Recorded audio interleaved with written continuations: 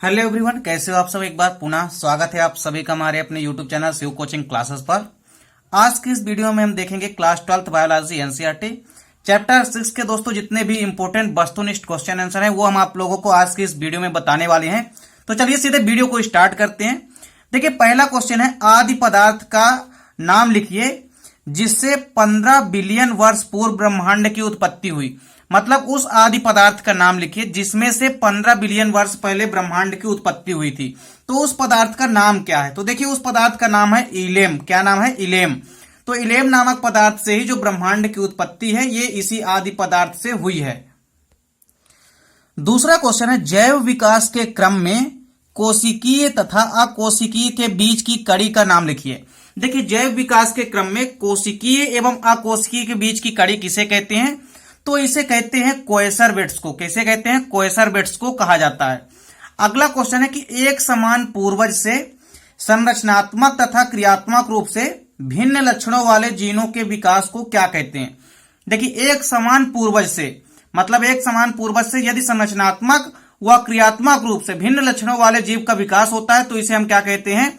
इसे हम कहते हैं एडेप्टिव रेडिएशन। क्या कहते हैं? Adaptive radiation. अगला क्वेश्चन है कि रचना एवं उत्पत्ति में भिन्नता एवं कार्यों में समानता दर्शाने वाले अंग क्या कहलाते हैं? तो समवृत्ति अंग कहलाते हैं। ऐसे अंग जो कि उत्पत्ति एवं रचना में भिन्न होते हैं लेकिन कार्यों में समानता दर्शाते हैं उन्हें हम क्या कहते हैं? तो समवृत्ति अंग कहते हैं, यानी कि एनालोगस ऑर्गन्स कहते हैं। अगला क्वेश्चन है, किसी जाति के संपूर्ण विकास की घटना को क्या कहते हैं? तो किसी भी स्पीसीज की संपूर्ण विकास की घटना को क्या कहते हैं? फाइलोजेनी कहते हैं। क्या कहते हैं? फाइलोजेनी कहते हैं। अगला क्वेश्चन है कि जीवों के आनुवंशिक गुणों में अचानक होने वाला परिवर्तन क्या कहलाता है? तो म्यूटेशन कहलाता है या उत्परिवर्तन कहलाता है। जीवों के यदि आनुवंशिक गुणों में कोई अचानक परिवर्तन होता है तो उसे हम क्या कहते हैं? उत्परिवर्तन कहते हैं। अगला क्वेश्चन है, चट्टानों में दबे प्राचीन जीवों के अवशेष को क्या कहते हैं?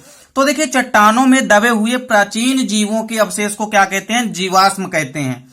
अगला क्वेश्चन है, मानव के उस पूर्वज का नाम लिखिए जो सबसे पहले दो पैरों पर सीधा खड़ा हुआ। तो सबसे पहले दो पैरों में सीधा खड़ा हुआ ऐसा कौन सा मानव का पूर्वज था?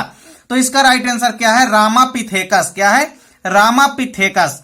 अगला क्वेश्चन है कि भ्रूणावस्था से प्रौढ़ावस्था तक के विकास की प्रक्रिया को क्या कहते हैं? तो ये आपको याद रखना है कि भ्रूणावस्था से लेकर के प्रौढ़ावस्था तक जो विकास की प्रक्रिया होती है इसे हम क्या कहते हैं? ओंटोजेनी कहते हैं। क्या कहते हैं? ओंटोजेनी कहते हैं। अगला क्वेश्चन है कि ओपरिन द्वारा रचित पुस्तक का नाम लिखिए। तो ओपरिन नामक जो वैज्ञानिक है इन्होंने कौन सी पुस्तक की उत्पत्ति की? तो इन्होंने जातियों की उत्पत्ति, ये जीवन की उत्पत्ति, जातियों की उत्पत्ति जो है तो डार्विन की पुस्तक है, लेकिन जो जीवन की उत्पत्ति है इसके लेखक कौन है? ओरिजन। इसके लेखक कौन है? ओपरिन है। तो ओपरिन की जो पुस्तक है वो क्या है? जीवन की उत्पत्ति, यानी ओरिजन ऑफ लाइफ। अगला क्वेश्चन है, बिग बैंग परिकल्पना किसने प्रस्तुत की? तो बिग बैंग परिकल्पना जो कि महाभयंकर विस्फोट हुआ था तो वो परिकल्पना जो है बिग बैंग परिकल्पना कहलाती है। इसको किसने दिया?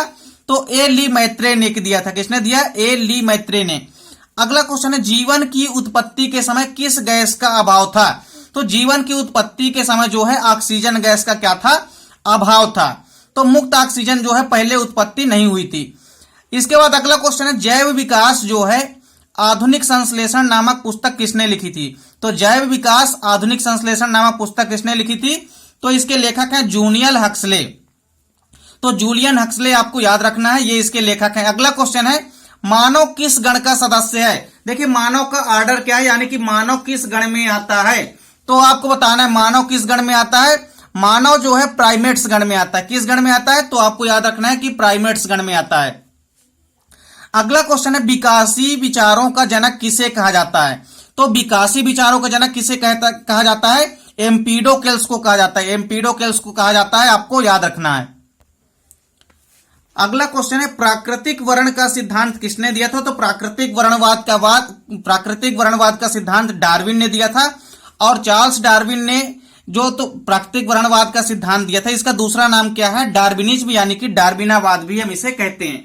तो डार्विन ने जो सिद्धांत दिया उसे हम प्राकृतिक वर्णवाद या कि डार्विनावाद के नाम से जानते हैं।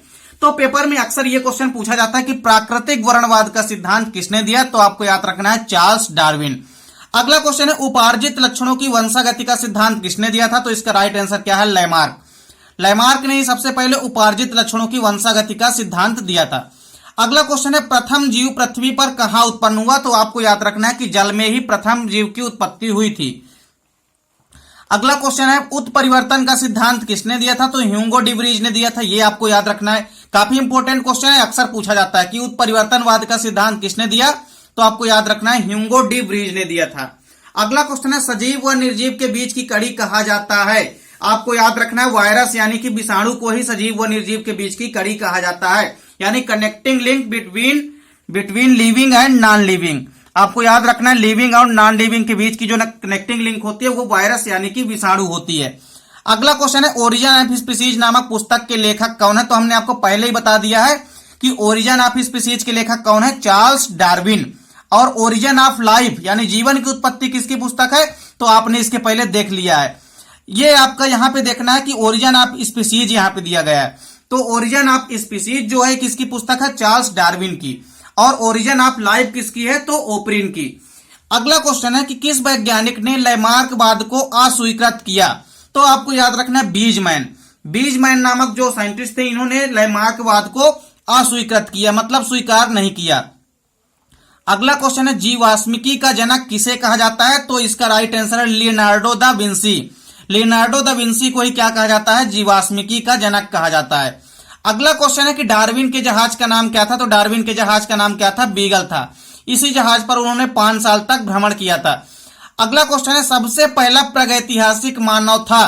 तो पहला ऐसा कौन सा मानव प्रागैतिहासिक मानव था? तो इसका राइट आंसर है होमोबिलिस। ये आपको याद रखना है। अगला क्वेश्चन है कि फिलोसफिक जूलॉजिक नामक पुस्तक के लेखक कौन है? तो इसके लेखक कौन है? लैमार्क। और लैमार्क को आपको यह भी याद रखना है कि लैमार्क ने सबसे पहले जीव विज्ञान शब्द जो है यानी बायोलॉजी शब्द दिया था। साथ ही साथ वर्टिब्रेट्स, इनवर्टिब्रेट्स मतलब कशेरुकी और अकशेरुकी, इन शब्दों का प्रयोग भी किसने किया था? तो आपको याद रखना है लैमार्क ने ही किया था। अगला क्वेश्चन है सरीसृप व पक्षी वर्ग के बीच की कड़ी किसे कहा जाता है? तो इसे कहा जाता है आर्कियोप्टेरिक्स को। आर्कियोप्टेरिक्स को ही सरीसृप व पक्षी वर्ग के बीच की संयोजक कड़ी कहा जाता है, क्योंकि इसमें सरीसृप व पक्षी वर्ग दोनों के बीच के लक्षण पाए जाते हैं। अगला क्वेश्चन है कि पृथ्वी पर उत्पन्न होने वाला प्रथम प्रकाश संश्लेषी जीव कौन था? तो ब्लू ग्रीन एल्गी यानी कि साइनोबैक्टीरिया या कि नील हरित शैवाल, ये सबसे पहले पृथ्वी पर उत्पन्न होने वाले प्रकाश संश्लेषी जीव थे। अगला क्वेश्चन है सरल जीवों के क्रमिक परिवर्तन द्वारा जटिल जीवों के विकास की घटना को क्या कहते हैं? तो यदि सरल जीवों के क्रमिक विकास द्वारा धीरे धीरे जटिल जीवों का विकास होता है तो इस घटना को ही जैव विकास कहते हैं। अगला क्वेश्चन है कि अंगों के प्रयोग तथा अनुप्रयोग का सिद्धांत किसने दिया था? तो यह भी आपको याद रखना है कि लैमार्क ने ही दिया था। तो यदि आपसे पूछे उपार्जित लक्षणों की वंशागति का सिद्धांत किसने दिया? तो भी लैमार्क ने दिया। और अंगों के प्रयोग व अनुप्रयोग का सिद्धांत किसने दिया? तो भी लैमार्क ने ही दिया था। अगला क्वेश्चन है कि 77 यानी कि 77 न्यूक्लियोटाइड्स को जोड़ करके कृत्रिम रूप से डीएनए का संश्लेषण किसने किया? तो ये आपको याद रखना डॉक्टर हरगोविंद खुराना ने किया था। अगला क्वेश्चन है किन कोशिकाओं को अमर कोशिकाएं कहा जाता है? तो आपको याद रखना है कि जो जर्म कोशिकाएं होती है इन्हें ही क्या कहा जाता है? अमर कोशिकाएं कहा जाता है। अगला क्वेश्चन यहां से देखिए आपके वस्तुनिष्ठ क्वेश्चन है। यहां पे आपको 4 ऑप्शन दिए गए। देखिए निम्न में से किस कल्प में जीवन नहीं था? ये आपको बताना ऐसा कौन सा कल्प था जिसमें जीवन नहीं दिया है, जीवन नहीं था। तो आपको बताना इन 4 महाकल्पों में से ऐसा कौन सा महाकल्प था जिसमें कि जीवन नहीं था। तो इसका राइट आंसर यहां पे हो जाएगा, इसका राइट आंसर हो जाएगा एजोइक महाकल्प। ऑप्शन नंबर ए यहां पे क्या हो जाएगा? करेक्ट हो जाएगा। अगला क्वेश्चन है किस कल्प को स्तनियों एवं एंजियोस्पर्म का युग कहा जाता है? तो इसका राइट आंसर हो जाएगा ऑप्शन नंबर बी सीनोजोइक महाकल्प को। तो सीनोजोइक महाकल्प को ही क्या कहा जाता है? स्तनियों एवं एंजियोस्पर्म का युग कहा जाता है। अगला क्वेश्चन है निम्न में से कौन सा महाकल्प सबसे पहले आता है? यानी सबसे पहले यदि आए या ना आए पर इन 4 महाकल्प जो आपके सामने दिए गए हैं इनमें से सबसे पहले कौन सा महाकल्प आता है? तो यहां पे आपको बताना है ऑप्शन नंबर जो है सी है वो यहां पे करेक्ट है, पोलियोजोइक। तो पोलियोजोइक महाकल्प जो है इन सब में सबसे पहले आता है। अगला क्वेश्चन है जैव विकास का सबसे स्पष्ट प्रमाण देता है? तो सबसे स्पष्ट प्रमाण किसके द्वारा प्राप्त होता है जैव विकास का? तो आपको याद रखना है ऑप्शन नंबर ए, यानी जीवाश्मों के द्वारा ही जैव विकास का सबसे अच्छा स्पष्ट प्रमाण मिलता है। अगला क्वेश्चन है कि प्रारंभिक वातावरण में पाई जाने वाली गैसें हैं। तो यहां पे आपको याद रखना है कि सबसे पहले जो प्रारंभिक वातावरण था उसमें 4 गैसें जो थी वो कौन कौन सी थी। तो ऑप्शन नंबर ए यहां पे करेक्ट है, मीथेन, अमोनिया, हाइड्रोजन और H2O। ये आपको ध्यान में रखना है, ये 4 चीजें सबसे पहले विद्यमान थी। इसके बाद देखिए अगले क्वेश्चन पे, अगला क्वेश्चन क्या है कि एनीलिडा तथा मोलस्का के बीच की संयोजक कड़ी है। तो आपको याद रखना है कि एनीलिडा व मोलस्का के बीच की संयोजक कड़ी कौन सी है। तो ये होता है नियोपिलोइना। जो नियोपिलोइना है ये ही क्या होती है, एनीलिडा व मोलस्का के बीच की संयोजक कड़ी है। अगला क्वेश्चन है निम्न में से कौन सामान्यतः एंजियो, या आपको याद रखना है यहाँ पे कि स्तनधारियों का यानी कि मैमल्स का युग कहलाता है। तो निम्न में से कौन सामान्यतः स्तनधारियों का युग कहलाता है। तो ऑप्शन नंबर ए यहाँ पे करेक्ट है, सीनोजोइक। सीनोजोइक जो हम महाकल्प है उसे ही हम क्या कहते हैं, स्तनधारियों का युग कहते हैं। अगला क्वेश्चन है मानव किस युग में उत्पन्न हुए हैं। तो ये आपको याद रखना है कि जो मानव ये किस युग में उत्पन्न हुए हैं, तो ये प्लियोसीन युग में उत्पन्न हुए हैं। ये चीज आपको ध्यान में रखनी है। अगला क्वेश्चन एनीलिडा तथा आर्थ्रोपोडा के मध्य की संयोजक कड़ी है। तो ये आपको बतानी है कि एनीलिडा और आर्थ्रोपोडा के मध्य की संयोजक कड़ी कौन सी है। तो पेरिपेटस को हम क्या कहते हैं, एनीलिडा तथा आर्थ्रोपोडा के मध्य की संयोजक कड़ी कहते हैं। अगला क्वेश्चन है विलुप्त प्राणी है। देखिए आपके सामने 4 ऑप्शन दिए गए, इसमें आपको बताना है कि ऐसा कौन सा प्राणी है जो कि विलुप्त हो चुका है। पहला ऑप्शन दिया गया है डायनासोर, दूसरा ऑप्शन है डोडो, तीसरा ऑप्शन है मैमथ और चौथा ऑप्शन है उपर्युक्त सभी। तो देखिए ये तीनों के तीनों ही जो प्राणी हैं ये विलुप्त हो चुके हैं, यानी कि ये विलुप्त प्राणी हैं, अर्थात यहाँ पे ऑप्शन नंबर डी यानी कि उपरोक्त सभी यहाँ पे राइट आंसर है। अगला क्वेश्चन है कि अउड़नशील पक्षी है। 4 ऑप्शन में आपको बताना है कि ऐसा कौन सा पक्षी है जो कि उड़ नहीं सकता है। तो देखिए पहला ऑप्शन दिया गया है शुतुरमुर्ग, दूसरा है कीवी, तीसरा है ईमू और चौथा है उपरोक्त सभी। तो ये बताइए कि शुतुरमुर्ग भी नहीं उड़ सकता, ये भी भारी पक्षी होता है।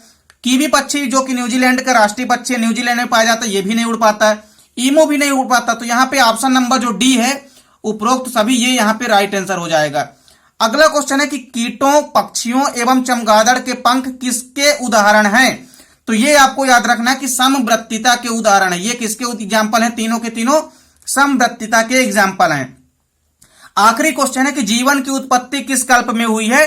तो ये आपको बताना है कि जीवन की उत्पत्ति किस में हुई है। तो आर्कियोजोइक महाकल्प में हुई है। तो यहाँ पे दोस्तों जितने भी इंपॉर्टेंट वस्तुनिष्ठ क्वेश्चन आंसर थे वो हमने आपको आज की वीडियो में कराए हैं। उम्मीद करता हूं दोस्तों वीडियो पसंद आई होगी। दोस्तों यदि वीडियो अच्छी लगे तो लाइक और कमेंट जरूर कीजिएगा, साथ ही साथ दोस्तों के बीच शेयर कीजिएगा। मिलते हैं दोस्तों नेक्स्ट वीडियो में, तब तक के लिए जय हिंद, वंदे मातरम।